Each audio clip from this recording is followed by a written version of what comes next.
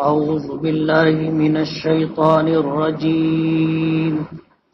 بسم الله الرحمن الرحيم. ويل للمطففين الذين إذا اكتالوا على الناس يستوفون وإذا كالوهم أو وزنوهم يخسرون ألا يظن أولئك أنهم مبعوثون ليوم عظيم يوم يقوم الناس لرب العالمين كلا إن كتاب الفجار لفي سجين وما أدراك ما سجين كتاب مرقوم ويل يومئذ للمكذبين الذين يكذبون بيوم الدين وما يكذب به إلا كل معتد أثيم إذا تتلى عليه آياتنا قال أساطير الأولين كلا بل ران على قلوبهم ما كانوا يكسبون كلا إنهم عن ربهم يومئذ لمحجوبون ثم إنهم لصالو الجحيم ثم يقال هذا الذي كنتم به تكذبون كلا إن كتاب الأبرار لفي عليين وما أدراك ما عليون كتاب مرقوم يشهده المقربون إن الأبرار لفي نعيم على الأرائك ينظرون تعرف في وجوههم نظرة النعيم يسقون من رحيق مختوم ختامه مسك وفي ذلك فليتنافس المتنافسون ومزاجه من تسنيم عينا يشرب بها المقربون إن الذين أجرموا كانوا من الذين آمنوا يضحكون وإذا مروا بهم يتغامزون وإذا انقلبوا إلى أهلهم انقلبوا فكهين وإذا رأوهم قالوا إن هؤلاء لضالون وما أرسلوا عليهم حافظين فاليوم الذين آمنوا من الكفار يضحكون على الأرائك ينظرون هل ثوب الكفار ما كانوا يفعلون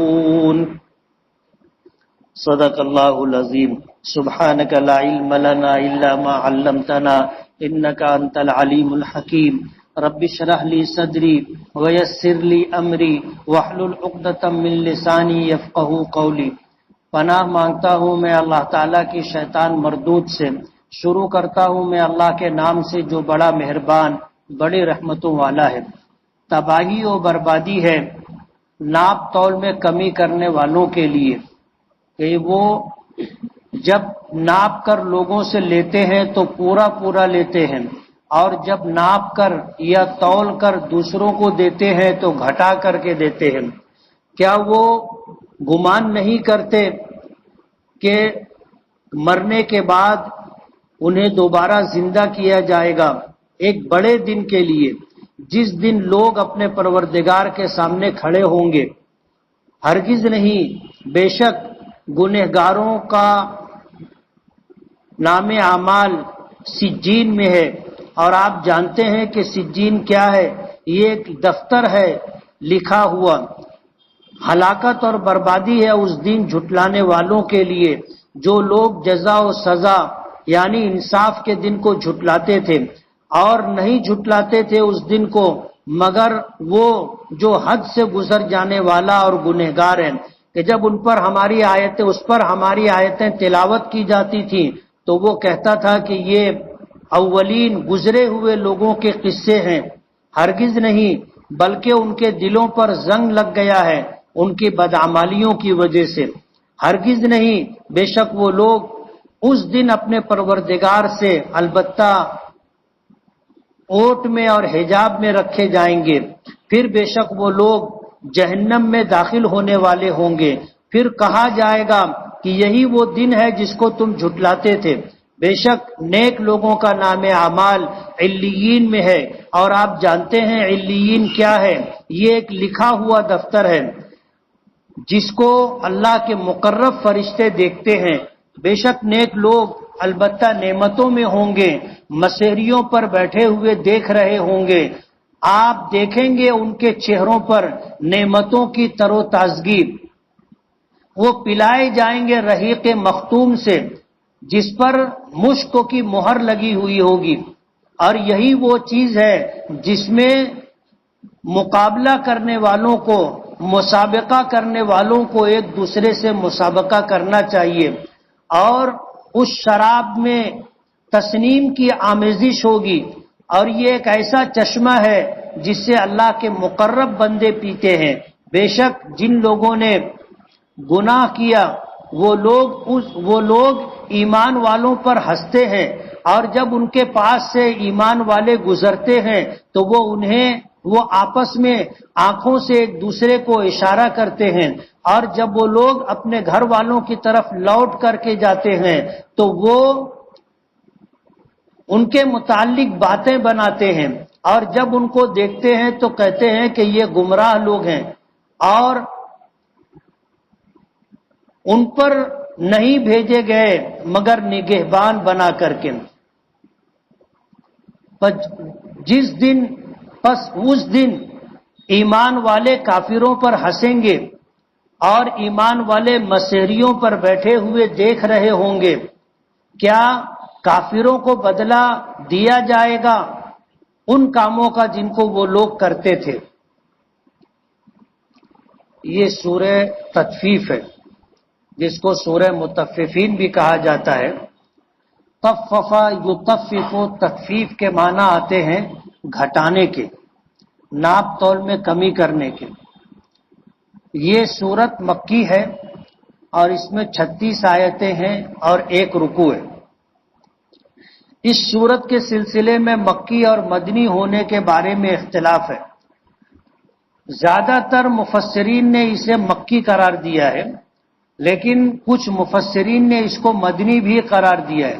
اور مفسرین کی ایک جماعت کہتی ہے کہ نبی کریم صلی اللہ علیہ وسلم جس وقت ہجرت کر کے مکے سے مدینہ تشریف لے جا رہے تھے تو یہ سورت مکہ اور مدینے کے درمیان نازل ہوئی تھی. یہی وجہ ہے کہ اس کے مکی اور مدنی ہونے میں اختلاف ہے.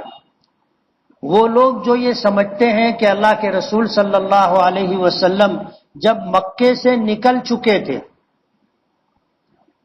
مکہ چھوڑ دیا تھا اور اس کے بعد اس سورت کا نزول ہوا ہے، تو یہ سورت مدنی ہے، اس لیے کہ اللہ کے رسول صلی اللہ علیہ وسلم ہجرت کا سفر شروع کر چکے تھے. بعض لوگ یہ کہتے ہیں کہ یہ سورت اللہ کے رسول صلی اللہ علیہ وسلم پر مدینہ منورہ پہنچنے سے پہلے نازل ہوئی تھی. آپ ہجرت کر کے مدینہ پہنچے نہیں تھے، اس لیے یہ سورت مکی ہے. تو اس سورت کے تعلق سے مکی اور مدنی ہونے میں اختلاف ہے. وجہ اس کی یہ ہے کہ اللہ کے نبی صلی اللہ علیہ وسلم ہجرت کے سفر میں تھے جب آپ پر یہ سورت نازل ہوئی. مفسرین نے ایک بات اور بھی لکھی ہے جو اس آیت کا شان نزول بھی ہے کہ اللہ کے رسول صلی اللہ علیہ وسلم مکے سے نکل کر مدینہ تشریف لے جا رہے تھے.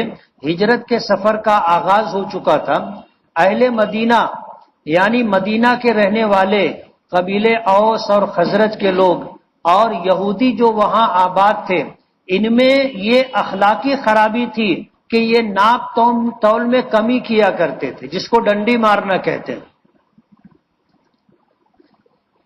اللہ پاک نے اس بات کا تذکرہ اس آیت کے شروع ابتدائی آیتوں میں کیا ہے کہ جب یہ کسی سے لیتے تھے چاہے ناپ کر لیں یا تول کر لیں تو پورا پورا لیتے تھے، لیکن جب لوگوں کو ناپ تول کر کے دیتے تھے تو ڈنڈی مارتے تھے، ناپ تول میں کمی کرتے تھے۔ گویا ان کے نزدیک دینے کا پیمانہ کچھ اور تھا اور لینے کا پیمانہ کچھ اور تھا۔ ہوتا ہے ایسا، آج بھی عام بات ہے، آج بھی یہ عام بات ہے۔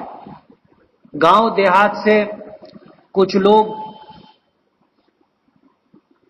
کھووا لے کر کے شہر میں بیچنے آتے تھے، تو جس دکان پر آتے تھے وہ دکان والا ان سے وہ کھووا لیا کرتا تھا، اور یہ سلسلہ چلتا رہا۔ وہ لوگ جب کھووا بیچنے آتے تھے تو آ کر کے کھووا دیتے تھے اور 1 کلو شکر لیتے تھے اور جاتے تھے۔ اب یہ سلسلہ چلتا رہا، شہر میں جو بندہ کھووا خریدتا تھا ایک دن اس نے ناپا تو کھووا 900 گرام نکلا، تو اس کو یہ احساس ہوا کہ میں اتنے دنوں سے کھووا خرید رہا ہوں تو ہر مرتبہ 100 گرام مجھے کم ملتا تھا۔ جب وہ دیہات سے کھووا بیچنے آیا تو اس پر یہ بہت ناراض ہوا، بہت غصہ ہوا اور کہا کہ میں تیرا سارا پیسہ کاٹ لوں گا، یہ کروں گا وہ کروں گا۔ غرض اس کو جو کچھ کہنا تھا اس نے کہا۔ جب اس نے اپنی بات مکمل کر لی تو گاؤں سے جو کھووا بیچنے آتے تھے انہوں نے کہا کہ ہم لوگ گاؤں کے رہنے والے لوگ، ہمارے پاس وزن یا باٹ نہیں ہے، ہم تو تمہاری دی ہوئی 1 کلو شکر ایک طرف رکھتے تھے اور کھووا اس کے برابر وزن کر کے تم کو لا کے دے دیتے تھے، یعنی تم جو شکر ہم کو 1 کلو دیتے تھے ہم اسی سے وزن کر کے کھووا 1 کلو تم کو لا کر کے دیتے تھے۔ اب اگر کھوئے میں کمی ہے تو یہ کمی تمہاری شکر میں کمی کی وجہ سے کہ تم ہم کو 900 گرام شکر دیتے تھے، ہم اسی سے 1 کلو سمجھ کر کے کھووا تولتے تھے، تو اس کے برابر ہم تم کو کھووا لا کر کے دے دیتے تھے، تم ہمیں 1 کلو شکر دیتے تھے، ہم تمہیں 1 کلو کھووا دیا کرتے تھے۔ تو آج بھی لوگوں کے پاس پیمانے الگ ہیں، دینے کے الگ اور لینے کے الگ۔ اہل مدینہ حضور کی ہجرت کر کے مدینہ منورہ پہنچنے سے پہلے اس اخلاقی بیماری میں مبتلا تھے کہ وہ ناپ تول میں کمی کیا کرتے تھے۔ تو اس سورت کا نزول نبی کریم صلی اللہ علیہ وسلم پر ہوا۔ پہلی آیت ہے ویل للمطففین، کہ ہلاکت، تباہی و بربادی ان لوگوں کے لیے ہے جو ناپ تول میں کمی کرتے ہیں، کہ جب وہ لوگوں سے ناپ کر کے لیتے ہیں تو یستوفون، پورا پورا لیتے، وَإِذَا كَالُوهُمْ أَوْ وَزَنُوهُمْ يُخْسِرُونَ، اور جب لوگوں کو ناپ کر کے دیتے ہیں یا وزن کر کے دیتے ہیں تو گھٹا کر کے دیتے ہیں، یعنی ڈنڈی مارتے ہیں، چاہے ناپ کر کے دینا ہو چاہے تول کر کے دینا ہو۔ اللہ پاک فرماتے ہیں الا یظن اولئک انہم مبعوثون، کیا انہیں اس بات کا خیال نہیں ہے کہ مرنے کے بعد وہ اٹھائے جائیں گے، زندہ کیے جائیں گے اس دن کے لیے جس دن کو بڑا دن کہا جاتا ہے، بدلے کا دن، قیامت کا دن، جس کی لمبائی 50,000 برس کے برابر ہوگی، یعنی دنیا کے 50,000 سال کتنا زمانہ ہوتا ہے، میدان محشر میں وہ بڑا دن 50,000 سال کے برابر ہوگا۔ اس دن یہ زندہ کر کے اس جگہ لے جائے جائیں گے، یوم یقوم الناس لرب العالمین، اور وہ دن ہوگا جس دن سارے لوگ اپنے پروردگار کے سامنے کھڑے کیے جائیں گے۔ حدیث پاک میں آتا ہے کہ لا یزال قدم عبد عند اللہ یوم القیامہ حتی یسأل عن 5، کہ اس دن ہر شخص کو اللہ کے سامنے کھڑا کیا جائے گا، اور یہ بندہ جب اللہ کے سامنے کھڑا ہوگا تو جب تک اس سے 5 باتوں کا سوال و جواب نہیں مکمل ہوگا وہ وہاں سے ہٹ نہیں سکے گا. ان عمر فیما افنا، اللہ نے تمہیں جو زندگی دی تھی وہ زندگی تم نے کہاں کھپائی؟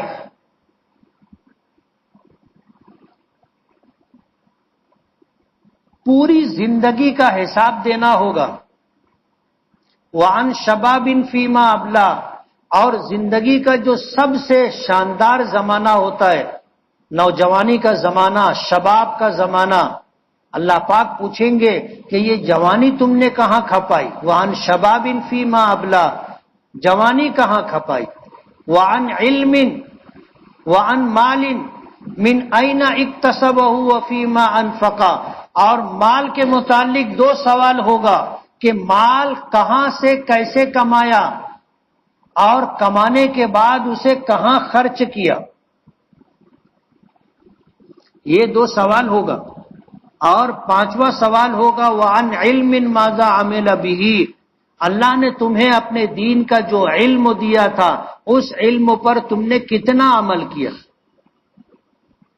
آج درس قرآن کے ذریعے سے، علماء کے بیانات کے ذریعے سے، دینی کتابوں کے مطالعے کے ذریعے سے ہمیں جو کچھ علم ملتا ہے، حاصل ہوتا ہے، کل قیامت کے دن ہمیں اس کے متعلق جواب دینا ہوگا کہ دین و شریعت کا جو علم تم تک پہنچا تھا تم نے اس پر کتنا عمل کیا. آج جیسے ہم لوگ درس قرآن میں آئے ہیں، ہم سن لیں اور چلے جائیں، اور وہ بات کہ ایک کان سے سنے اور دوسرے کان سے نکال دیے، یعنی اس بات کو ہم نے یاد نہیں رکھا اور اپنی عملی زندگی میں اسے جگہ نہیں دی، کل قیامت کے دن ہمیں اس کی جواب دہی کرنی ہوگی. اچھا، کوئی اس سے یہ نہ سمجھے کہ چلو اب درس قرآن میں نہیں جانا ہے، علماء کے بیانات نہیں سننا ہے، نہ رہے بانس نہ بجے بانسری، نہ علم رہے گا نہ جواب دینا پڑے گا، تو یہ اس سے بڑا گناہ ہے. اس لیے کہ نبی کریم صلی اللہ علیہ وسلم جو دین و شریعت لے کر کے آئے اس کے متعلق آپ نے فرمایا طلب العلم فریضۃ علی کل مسلم، کہ ہر مسلمان پر چاہے وہ مرد ہو یا عورت ہو دین کا اتنا علم حاصل کرنا فرض ہے جس سے وہ اپنی عملی زندگی گزار سکے. جب تک اللہ نے زندگی دی ہے یہ زندگی اللہ کے حکموں کے مطابق گزرے، اتنا علم حاصل کرنا ہر مسلمان پر فرض ہے. تب ظاہر بات ہے کوئی اگر یہ سمجھے کہ چلو علم ہی نہ حاصل کیا جائے تو عمل کرنے کا درجہ ہی نہیں آئے گا، تو یہ اس سے بڑا گناہ ہے کہ علم بھی حاصل نہیں کیا، ایک تو سزا اس پر ہوگی، اور پھر عمل نہیں کیا ایک سزا اس پر ہوگی.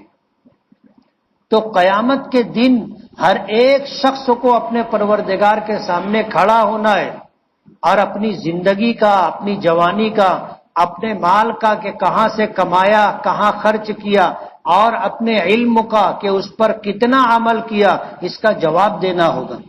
فرماتے ہیں کہ بے شک گنہگاروں کے نام اعمال سجین میں ہے. سجین کیا ہے آپ کو پتا ہے؟ کتاب مرقوم، یہ لکھی ہوئی کتاب ہے، دستاویز ہے. مفسرین نے لکھی ہے یہ بات تفسیر میں کہ سجین 7 زمین کے نیچے ایک جگہ ہے جہاں پر گنہگاروں کے نام اعمال اور گنہگاروں کی روحیں قید کر کے رکھی جائیں گی. کب تک کے لیے؟ جب تک قیامت نہیں آتی. سجین وہ جگہ ہے، وہیں پر ہر ایک کا لکھا ہوا نام اعمال بھی موجود ہوگا. فرماتے ہیں کہ ہلاکت و بربادی ہوگی اس دن جھٹلانے والوں کے لیے جو لوگ انصاف کے دن کو جھٹلاتے تھے. جب قیامت کا دن ہوگا، میدان محشر میں حاضری ہوگی، فرماتے ہیں کہ یہ دن ان کے لیے تباہی و بربادی کا دن ہوگا. اور اس دن کو وہی جھٹلاتا ہے جو حد سے آگے بڑھ جانے والا اور گنہگار ہوتا ہے. کہ جب ان پر ہماری آیتیں تلاوت کی جاتی تھیں تو کہتے تھے کہ یہ تو گزرے ہوئے لوگوں کے قصے ہیں، کہانیاں ہیں۔ اللہ پاک فرماتے ہیں ایسا ہرگز نہیں ہے، بل رانا علی قلوبہم، ان کے دلوں پر زنگ لگ گیا ان کی بدعمالیوں کی وجہ سے، کہ وہ لوگ حق بات کو سننا بھی نہیں چاہتے، اور جب ان کو سنایا جاتا ہے تو کہتے ہیں کہ یہ تو پچھلے لوگوں کی کہانیاں ہیں۔ اللہ پاک فرماتے ہیں کہ اس دن یہ لوگ اپنے پروردگار سے روکے جائیں گے، اوٹ میں، حجاب اور پردے میں رکھے جائیں گے، یعنی یہ اللہ کا دیدار بھی نہیں کر پائیں گے۔ قیامت کے دن نیک لوگوں کو اللہ تعالیٰ اپنا دیدار، اپنی زیارت عطا کریں گے، گنہگار، مشرک و کافر اس سے محروم ہوں گے۔ ثم انہم لصال الجحیم، پھر وہ لوگ جہنم میں داخل کیے جائیں گے۔ ثم یقال ھذا الذی کنتم بہ تکذبون، اور ان سے کہا جائے گا یہی وہ دن ہے جس دن کا تم انکار کیا کرتے تھے، جس دن کو تم جھٹلایا کرتے تھے۔ پھر اللہ پاک فرماتے ہیں کہ سن لو، نیک لوگوں کے نام اعمال علیین میں ہے، اوپر والوں میں۔ علیین کیا ہے آپ کو پتا ہے؟ اوپر والے کون لوگ ہیں آپ کو خبر ہے؟ فرمایا کتاب مرقوم، یہ بھی ایک لکھی ہوئی کتاب ہے جس کو اللہ کے مقرب فرشتے دیکھتے ہیں۔ علیین 7 آسمان کے اوپر ایک جگہ ہے، ایک ٹھکانہ ہے جہاں پر نیک لوگوں کی روحیں اور ان کے نام اعمال رکھے گئے۔ ان الابرار لفی نعیم، بے شک نیک لوگ بڑی نعمتوں میں ہوں گے۔ علی الارائک ینظرون، مسہریوں پر بیٹھے دیکھ رہے ہوں گے۔ آپ ان کے چہرے میں نعمتوں کی طرح تر و تازگی دیکھو گے۔ جو آدمی خوشحال ہوتا ہے، کھانے پینے کی فراوانی ہوتی ہے، آسائش آرام کے سارے اسباب موجود ہوتے ہیں، اچھا لباس زیب و زینت کیا ہوتا ہے، تو اس کے چہرے سے محسوس ہوتا ہے کہ یہ مال و دولت والا امیر و کبیر شخص ہے۔ تو جنتی جو لوگ ہوں گے نعمتوں میں ہوں گے تو ان نعمتوں کا مشاہدہ آپ ان کے چہروں سے کریں گے۔ تعرف فی وجوہہم نظرۃ النعیم، آپ دیکھو گے، پہچانو گے ان کے چہروں پر نعمتوں کی تر و تازگی کو۔ یسقون من رحیق مختوم، اور یہ نیک لوگ ایسی شراب پلائی جائے گی جنہیں جو سر بمہر ہوگی، ختامہ مسک، جس کے اوپر مشک کی مہر لگی ہوئی ہوگی۔ وفی ذالک فلیتنافس المتنافسون، فرماتے ہیں کہ یہ وہ چیز ہے جس میں ایک دوسرے سے سبقت لے جانے والے لوگوں کو سبقت لے جانے کی کوشش کرنا چاہیے، یعنی نیکی کے معاملے میں ایک دوسرے سے آگے بڑھنے کی کوشش کرنا چاہیے کہ یہ 5 وقت کی نماز پڑھتا ہے، میں بھی پڑھوں گا، یہ پہلی صف میں آتا ہے، میں بھی پہلی صف میں رہوں گا، یہ مسجد میں آتا ہے، میں اس سے پہلے مسجد میں آؤں گا، یہ قرآن کریم کی تلاوت کرتا ہے، میں اس سے زیادہ تلاوت کروں گا، یہ نوافل کا تہجد کا اہتمام کرتا ہے، میں اس سے زیادہ کروں گا۔ اس میں ایک دوسرے سے سبقت لے جانے کی کوشش کرنا چاہیے۔ باقی دوسرے جو کام ہیں وہ سب تو ایسے ہی ہیں، سب رہ جانے والے۔ اس لیے نیک لوگ نعمتوں میں ہوں گے، اور کس طرح ان کے حالات ہوں گے اس کو ذکر کرنے کے بعد اللہ پاک فرماتے ہیں کہ اس میں تنافس، ایک دوسرے سے آگے بڑھنے والوں کو اس میں ایک دوسرے سے آگے بڑھنے کی کوشش کرنا چاہیے۔ جو شراب انہیں پلائی جائے گی، مزاجہ من تسنیم، اس میں تسنیم کی آمیزش ہوگی۔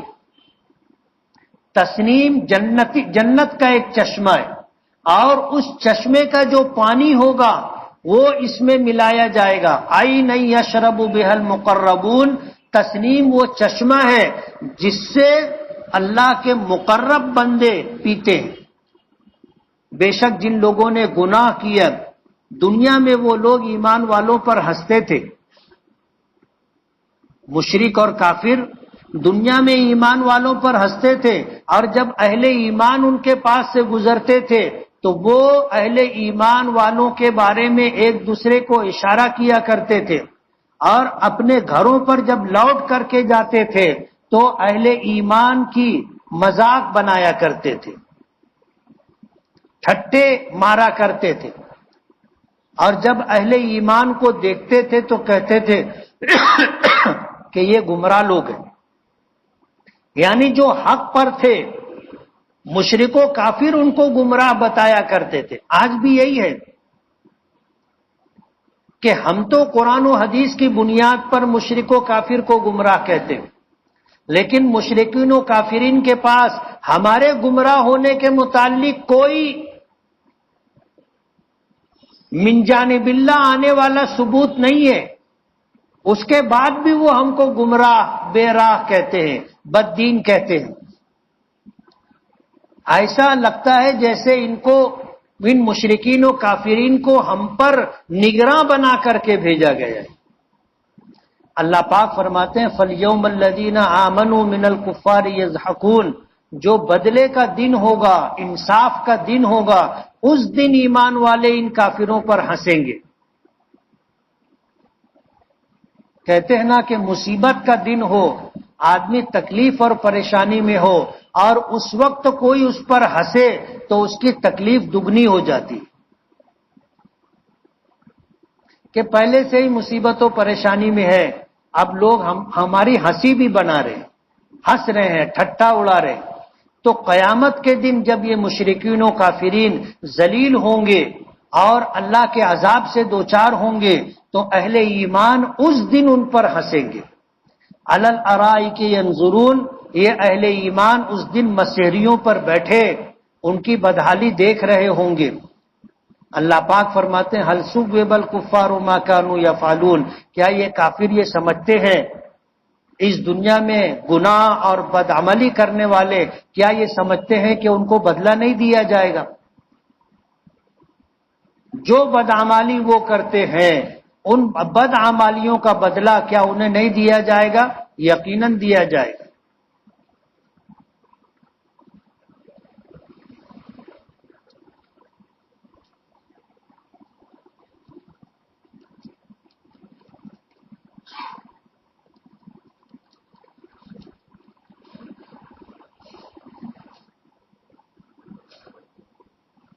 اگر صف کے بیچ میں نابالغ بچہ نماز پڑھے تو کیا دوسروں کی نماز ہو جائے گی؟ ہو جائے گی۔ صف لگانے کا مستحب طریقہ یہ ہے کہ اگلی صفوں میں بالغ مرد ہو اور بچوں کی صف پیچھے لگے، لیکن یہ کوئی فرض نہیں ہے۔ اگر بچے پیچھے شرارت کرتے ہیں اور باپ، بڑا بھائی یا گھر کا کوئی ذمہ دار اپنے گھر کے بچوں کو لایا اور اپنے بازو میں صف میں کھڑا کیا تاکہ وہ باپ دادا کے ڈر سے، بڑے آدمی کے ڈر سے صحیح طریقے سے وہاں کھڑے رہ کر کے نماز پڑھے، شرارت نہ کرے، مسجد کی بے احترامی نہ کرے، تو اسے صف میں شامل کر لینے سے کسی کی نماز خراب نہیں ہوگی۔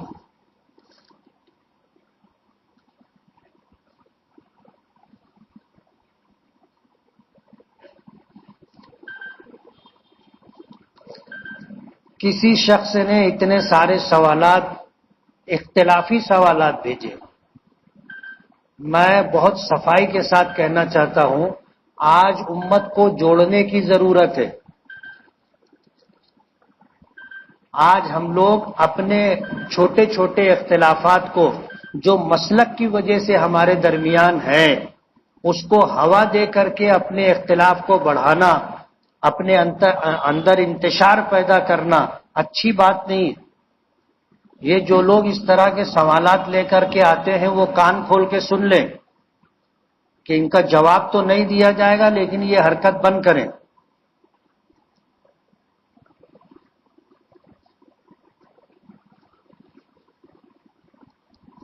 میری عمر 17 سال بالغ ہونے کے بعد سے کتنی نمازیں ہیں مجھے یاد نہیں، میں کس طرح قضا کروں؟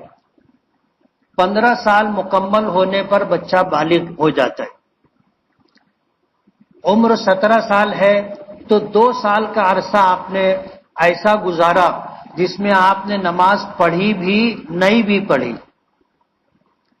اب آپ کو یاد نہیں ہے کہ کتنی نمازیں آپ نے پڑھی ہیں اور کتنی نہیں پڑھی، تو بہتر یہ ہے کہ آپ 2 سال تک اپنا یہ معمول بنائیں کہ فجر کی نماز کے ساتھ فجر کی ایک قضا نماز بھی پڑھ لیں،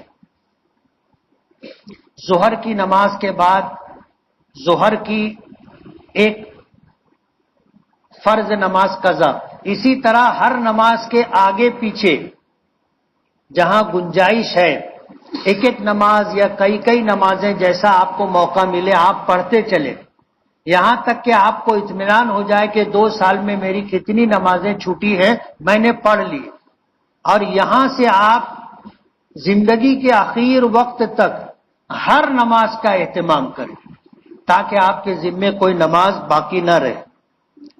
اگر حافظ قرآن حفظ ہو جانے کے بعد دیکھ کر قرآن پڑھے تو کیا اسے قرآن یاد رہے گا یا نہیں؟ قرآن کریم یاد رکھنے کا سب سے بہتر طریقہ یہ ہے کہ ایک مرتبہ قرآن کریم کو مکمل اچھا یاد کر لیا جائے اور پھر اسے دیکھ کر کے پڑھتے رہنے کا معمول بنا لیا جائے.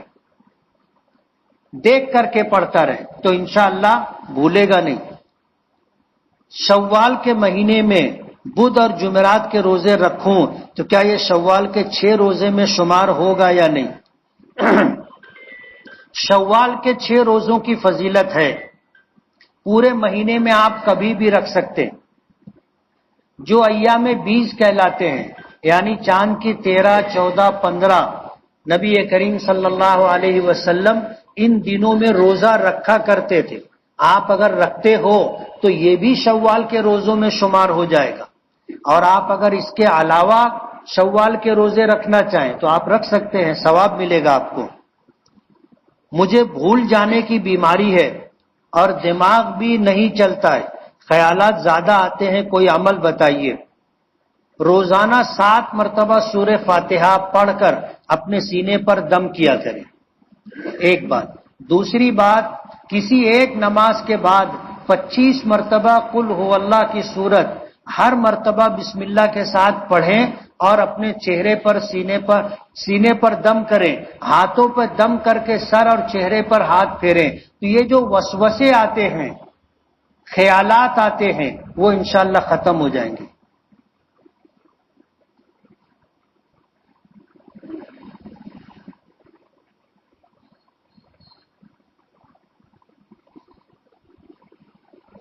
غیر مسلموں کی دکان سے پیسہ دے کر کھانے پینے کی چیزیں خریدنا اور کھانا کیسا ہے؟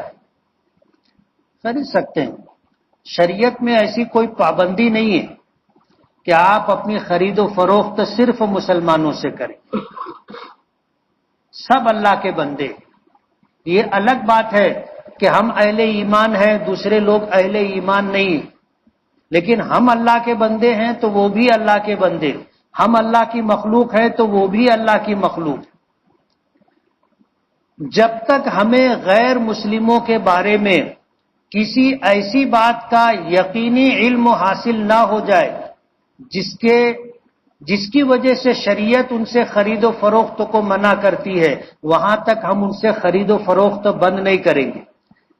پوچھنے والے نے پوچھا ہے کہ غیر مسلم لوگ پانی کی پوری بل نہیں بھرتے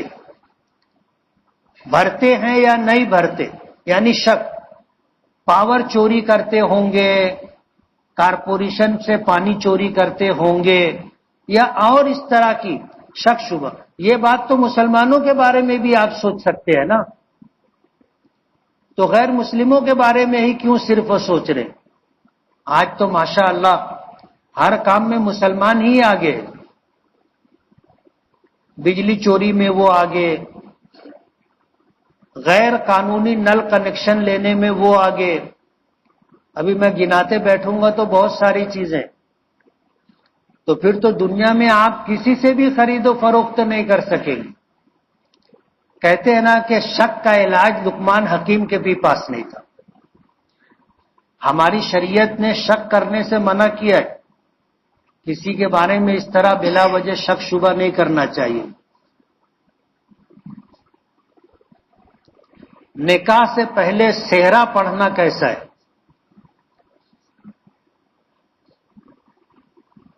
غیر مسلموں میں شادی کے تعین کے لیے ایک مقررہ وقت ہوتا ہے. وہ اپنے پنڈت سے، رشی منی لوگوں سے شبھ اوسر معلوم کرتے ہیں کہ اچھا وقت کون سا ہے. وہ لوگ ایک وقت بتا دیتے کہ بھئی 12:36. تو 12:36 پر وہ لوگ ایجاب و قبول کر لیتے. ہمارے یہاں ظاہر بات ہے سب وقت یکساں ہے، کچھ دنوں کو کچھ اوقات کو فضیلت حاصل ہے، مگر ہمارے یہاں ایسا نہیں ہے کہ نکاح کے لیے اچھا وقت اور اچھی گھڑی کون سی ہے، ایسا نہیں. 11 بجے کا وقت ہوتا ہے، 11 بجے کبھی نکاح نہیں ہوتا.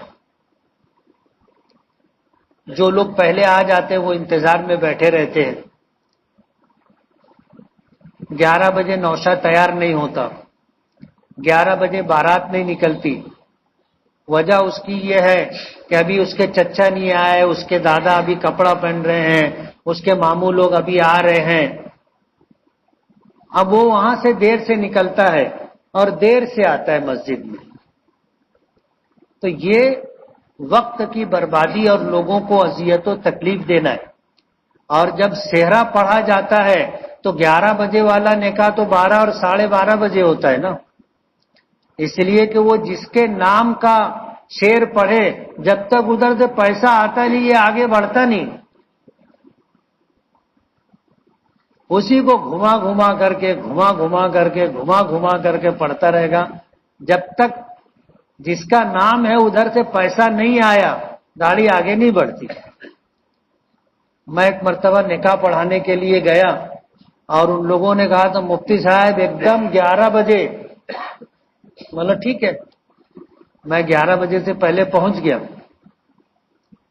اب وہاں پہنچ گئے، 11 بج گیا، بارات ہی نہیں آئی. اب آپ بتاؤ بارات نہیں آئی تو نکاح ہو پڑھایا جا سکتا کیا؟ کچھ لوگ کہنے لگے، فون کیے، ارے بولے مفتی صاحب ابھی بارات نکلی بھی نہیں ہے. بولے چلو چائے پی کے آتے. اب مجھے انہوں نے لیا، ہم لوگ ہوٹل پر گئے. اب وہاں جا کر کے جب بیٹھے تو 2 لڑکے وہاں بیٹھے ہوئے تھے. تو وہ ایک بولنے لگا، بولے میں بال بنوا لیا ہوں، اب جا کے نہائے کے ہے، نہاؤں گا جا کے، وہ میرے سالے کا نکاح ہے، موقع پھیٹا باندھے کے. تو میرے کان کھڑے ہو گئے. تو میں اس کو بولا، میں نے کہا نکاح کہاں ہے؟ تیرے سالے کا نکاح کہاں ہے؟ بولے یہ مسجد یہیں آنے والی ہے. بولے کب کا نکاح ہے؟ بولے 11 بجے کا. بولو 11:15 بج گئے، تو ابھی یہاں پر بیٹھا ہے. اب تو جائے گا، نہائے گا اور پھر لڑکیوں کی طرح تیار ہوگا، اس کے بعد جائے گا پھیٹا باندھنے کے لیے، تو بارات کب آئے گی اور نکاح کب ہوگا؟ یہ حال ہے ہم لوگوں کا. اب اس میں یہ سہرا پڑھنے والے آ جاتے اور اچھی واٹ لگا دیتے. لوگوں کا وقت برباد کرنا جائز نہیں. آپ نے ان کو دعوت دی ہے، بلایا ہے، تو جو وقت آپ نے دیا ہے اس وقت پر آپ کو نکاح کروا دینا چاہیے، چاہے کوئی آئے چاہے نہ آئے. آپ وقت کی پابندی کیجیے. اگر ہم لوگ وقت کی پابندی نہیں کریں گے، جنہیں پابندی کا سبب دیا گیا ہے، تو دنیا میں کون پابندی کرے گا؟ آج تو یہ ہے کہ جو ہمیں حکم دیا گیا ہے غیر لوگ اس پر عمل کر رہے ہیں، کہ انہیں جو ان کے عالم نے، ان کے پنڈت نے، ان کے گرو نے وقت بتا دیا اس وقت پر وہ لوگ کر لیتے. تو وقت کے معاملے میں تو ہم سے اچھے وہ لوگ ہیں. اس لیے وقت کی پابندی کرنا چاہیے. نکاح کے موقع پر کتنا مہر دینا چاہیے؟ مہر فاطمی دینا چاہیے. 1 کلو 633 گرام چاندی یا اس کی قیمت، یا اس کی قیمت کا کوئی اور سامان، یہ مہر فاطمی ہے. حضور نے اپنی تمام بیٹیوں کو اور تمام بیویوں کو مہر فاطمی یہ مہر دیا تھا. 500 درہم، جس کا موجودہ وزن 1 کلو 633 گرام چاندی.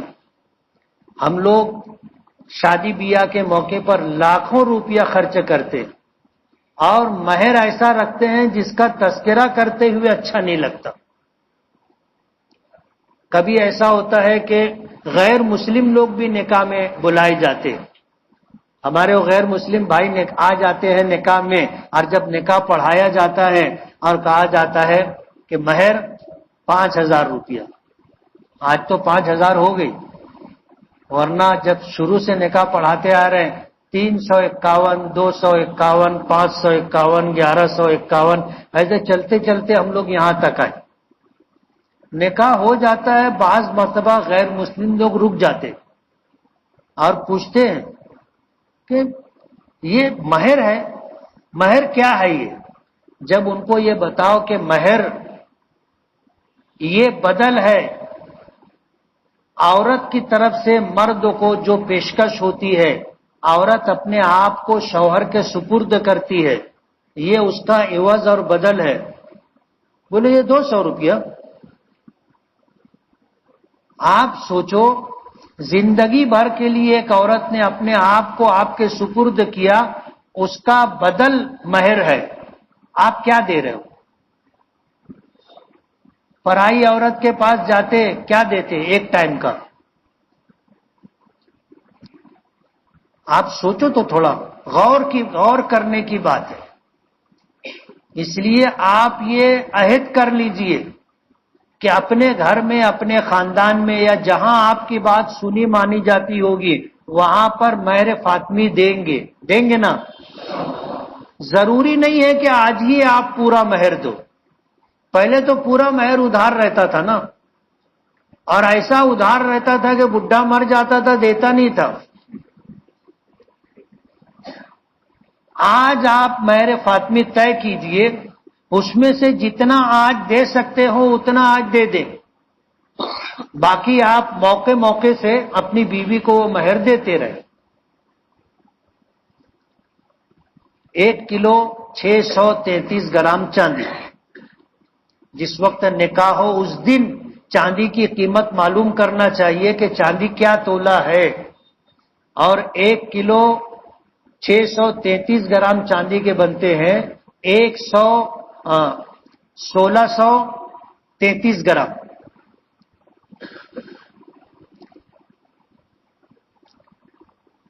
آپ اتنا مہر طے کریں گے، اور آسان ہے، کوئی لاکھ 1.25 روپئے کے قریب مہر بنتا ہے. شادی میں خرچہ کتنا کرتے؟ آپ دوسرا خرچہ کم کرو، بیوی کو، ہونے والی بہو کو آپ مہر میں دو، اور اس نیت سے دو کہ یہ نبی کریم صلی اللہ علیہ وسلم کی وہ سنت ہے جو مر گئی ہے، لوگوں نے جس کو ترک کر دیا ہے، میں اسے زندہ کرنا چاہتا ہوں. حدیث پاک میں آتا ہے کہ من احیا سنتی عند فساد امتی فلہ 100 اجر شہید، کہ جس شخص نے میری مردہ سنت کو زندہ کیا اس وقت جب امت میں بگاڑ آ چکا تھا تو اسے 100 شہیدوں کا ثواب اللہ پاک دیں گے. کیا دیں گے ثواب؟ 100 شہیدوں کا ثواب. اور ایک شہید کا ثواب اتنا ہے کہ اللہ اس کو جنت دیں گے، اور جنت میں ایسی نعمتیں دیں گے کہ ان نعمتوں کو دیکھ کر وہ دوبارہ دنیا میں آنے کی اور شہید ہو کر کے جانے کی تمنا کرے گا. کتنا سستا سودا ہے. نیت مہر فاطمی دیں گے نا انشاءاللہ. بسم اللہ الرحمن الرحیم، الحمد للہ رب العالمین.